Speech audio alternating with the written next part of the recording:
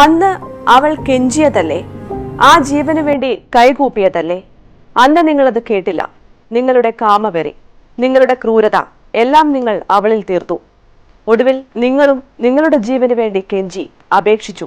ഇനി ഇത്തരം ക്രൂരത ചെയ്യുന്ന ഓരോരുത്തരുടെയും വിധി ഇങ്ങനെയാവട്ടെ.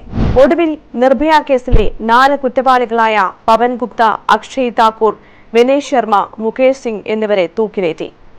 ഇന്ന് നീതി നടപ്പാക്കപ്പെട്ട ദിനമാണ്. നിർഭയയുടെ അമ്മയുടെ പോരാട്ടം സ്വന്തം മകൾക്ക് വേണ്ടി മാത്രമായിരുന്നില്ല. ഇന്ത്യയിലെ ഓരോ പെൺകുട്ടികളുടെയും സ്വാതന്ത്ര്യത്തിനും അഭിമാനം സംരക്ഷിക്കാനും വേണ്ടിയായിരുന്നു. ആ അമ്മ ജയിച്ചപ്പോൾ ജയിച്ചത് ഞങ്ങൾ കൂടിയാണ്.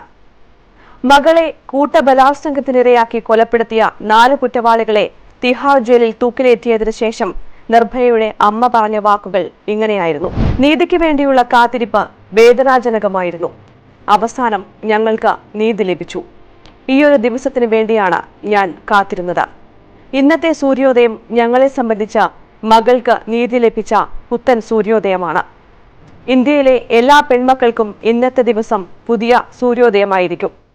എന്റെ മകളുടെ ആത്മാവിന് ശാന്തി ലഭിച്ചു. 7 വർഷത്തിനപ്പുറം മകൾക്ക് നീതി ലഭിച്ചതിന്റെ ആഹ്ലാദത്തിലാണ് നിർഭയയുടെ അമ്മ ആശാദേവി. ഇന്ത്യയുടെ പെൺമക്കൾക്ക് നീതി ലഭിക്കാനുള്ള പോരാട്ടം ഇനിയും തുടരും. വേദനയോടെയാണ് ഞങ്ങൾ കാത്തിരുന്നതെന്നും ആ അമ്മ പറയുന്നു. ഞാൻ അവരുടെ ഫോട്ടോയെ കെട്ടിപ്പിടിച്ചു. ആ മൃഗങ്ങളെ തൂക്കിലേറ്റിയെന്ന് അവളോട് പറഞ്ഞു. ഞാൻ എല്ലാവർക്കും നന്ദി പറയുന്നു. പരമോന്നത നീതിപീഠത്തിന്, സർക്കാരിന്, എല്ലാവർക്കും. അവരുടെ എല്ലാ ഹർജികളും കോടതി തള്ളിക്കളഞ്ഞു.